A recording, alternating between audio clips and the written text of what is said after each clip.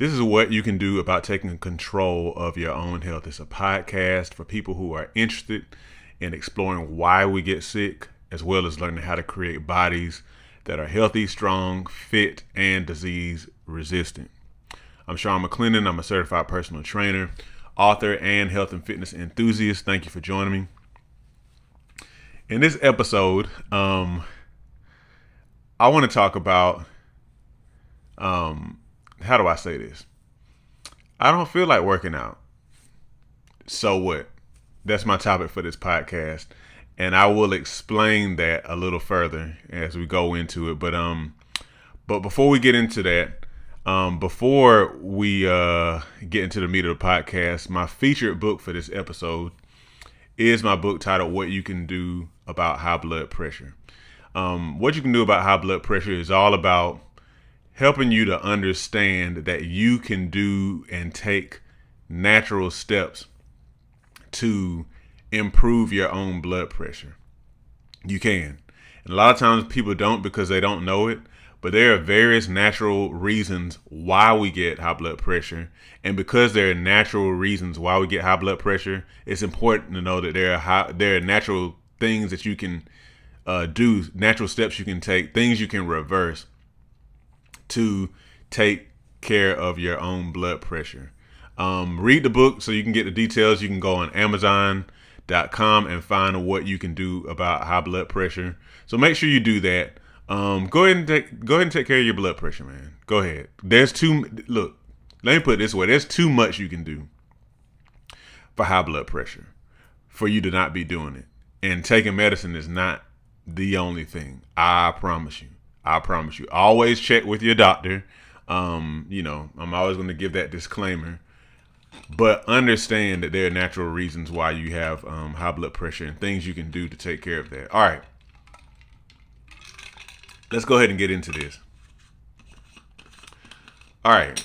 So I was listening to a guy I watch, from time to time on YouTube by the name of Myron Golden. And he talks a lot about, he does Bible studies, and he talks a lot about what the Bible says about finances, and also he talks about in general, he really puts a big emphasis on really understanding what the Bible said in the language it was written in. But aside from all that, he said something, and I can't remember the topic of what he was talking about. It wasn't on health and fitness, but he was using health and fitness as an example. And he was talking about how he needed to, get his health in order. And one of the things he said, he was like, a lot of people out there be like, I don't like working out. And he was like, so what's that supposed to mean? Like, so what? And I won't lie. And if you know me, you already know I'm kind of like a nice type of person. I don't really, I'm not like, whenever I have done personal training, I'm not like the drill sergeant trainer. I'm not any of that. But I decided to record a podcast and to use that as my topic because I want you to think about that. Now, don't get me wrong. I know that all of us have things going on. All of us have situations, circumstances. We might have past injuries. Whatever. But think about that. If you don't like to work out, what is that supposed to mean? Like, I get it. I think, so here's the thing. So the reason why I say that is because at the end of the day, y'all, it's not really what we want to hear, but it kind of is the truth. Like, a lot of times we're making excuses. Now, I will be the first trainer to tell you that you don't have to have an official exercise routine to be in good shape or to achieve as part of your strategy to achieve better health. You don't have to. That is if you already are very active, like you have a very active job or you spend a lot of time outdoors, mowing your grass with a push mower or lifting heavy things and doing stuff every day. But here's the thing. If you want to be healthy, if you want to optimize your health, if you want to be in shape, exercise, whether it is exercise routines or an otherwise active lifestyle, just doing regular everyday stuff, it is unavoidable. It's unavoidable. You can't escape it. You can't. You just can't. So what we do a lot of times is we get trapped in that. I don't like doing this stuff. I honor your feelings. I honor that. I honor it. I honor it. And that's why a lot of times I don't really say a whole lot about it. But at the end of the day, if you don't like it, what does that mean for you? What do you want? What do you want? If you want, say for example, if you wanted to get a certain type of job that required a college education or that required like a technical school degree, some sort of specific training or whatever, you need to go get that credential. You need to go get that diploma. You need to go get that degree or whatever it is, like period, because it's like one of those requirements. And that's being active is a requirement for health. It just is.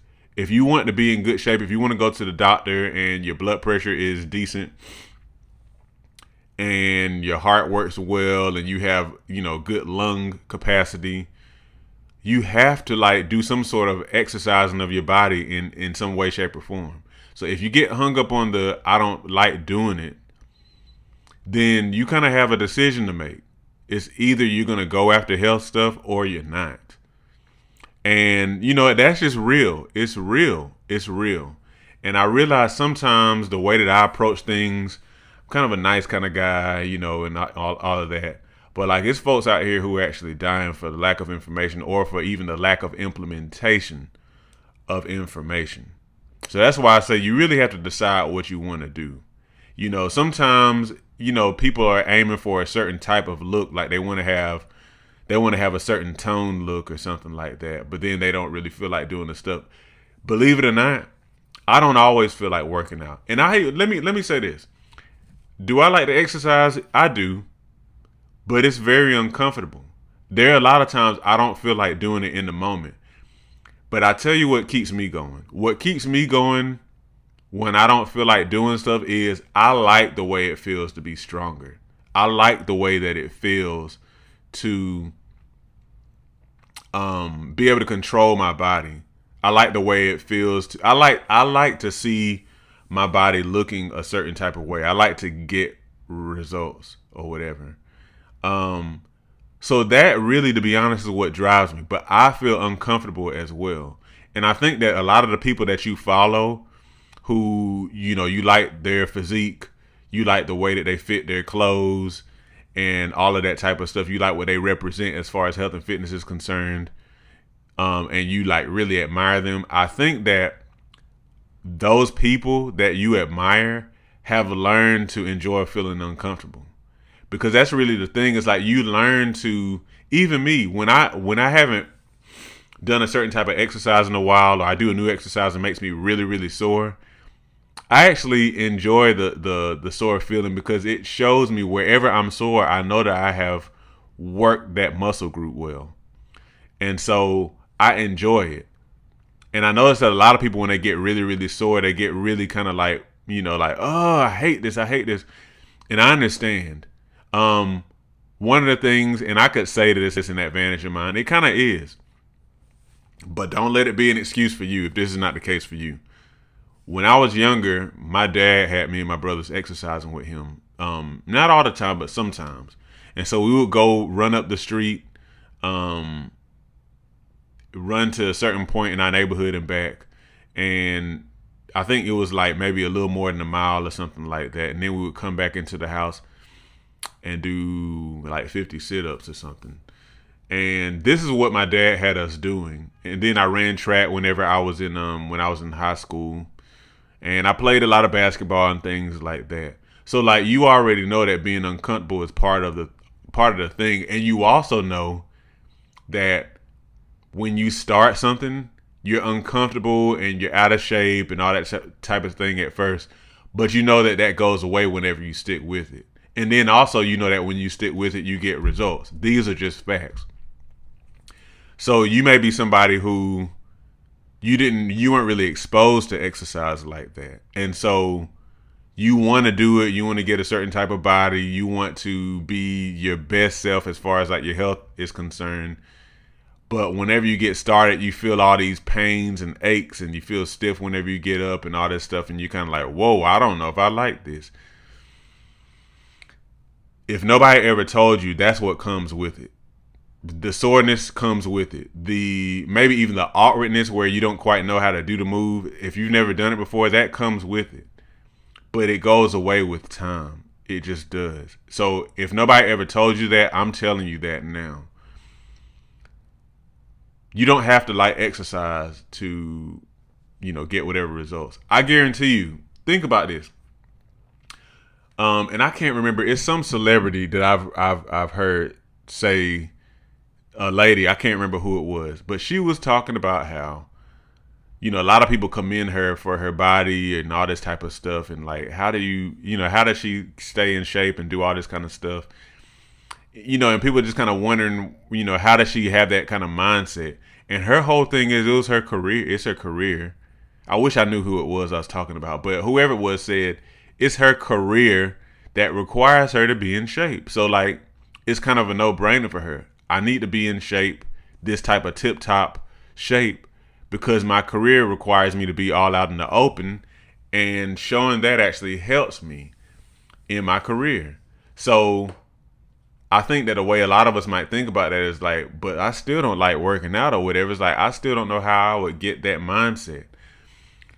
But you kind of have to look at it a little bit differently than you are, I think, is what the real deal is. It really is as simple as taking action.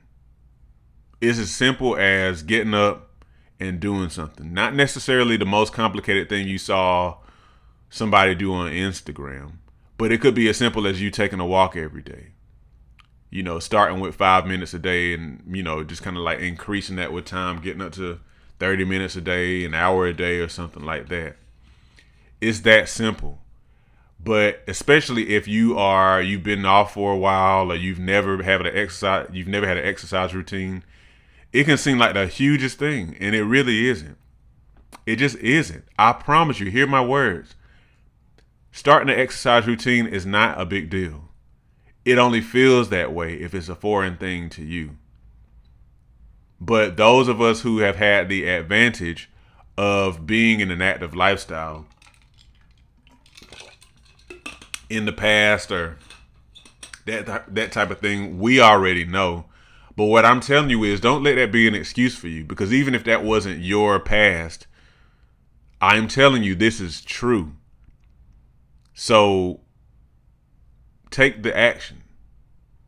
Even if you don't feel like it, anything of value is going to be uncomfortable. When you're doing something new, it's going to be uncomfortable. It just is.